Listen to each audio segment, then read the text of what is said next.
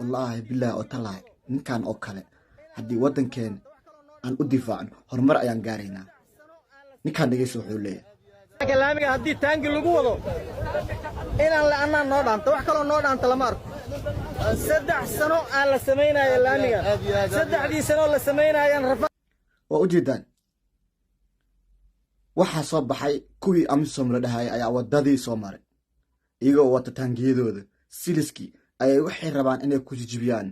wadadii la dhisay 3 sano ayay qaadatay wadadaas in la dhiso iyagana waxay rabaan inay silis ku jijibiyaan oo kaariyaasha ay mariyaan iyagoo leh waxaan u soconaa xero kale. ninkan iyo wiilal kale waxay dhaheen wax meel aad u socotaan malaha waxay ku xireen gawaarida iyo bajaajki waxay dhaheen saaxiib meesha ka imaadeen ku laabta wadadan waxaa la dhisay 3 sano meel aad u maraysiin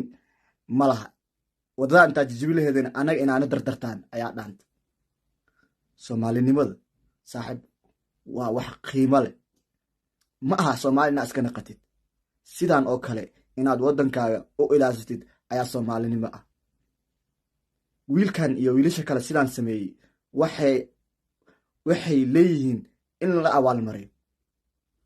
maxaa yeelay Afrikaantan meesha joogto wax asxaan ay noo haayaan malaha waxay rabaan meesha mushaarkooda ka fiirsanayaan kaliya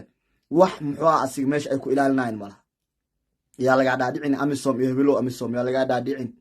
kadiid fog off kude daawade waa ujeediin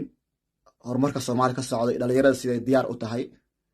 marka waxaan ku leeyahay muuqaalkan share garey meel fog gaarsii wax lacaga kaama rabo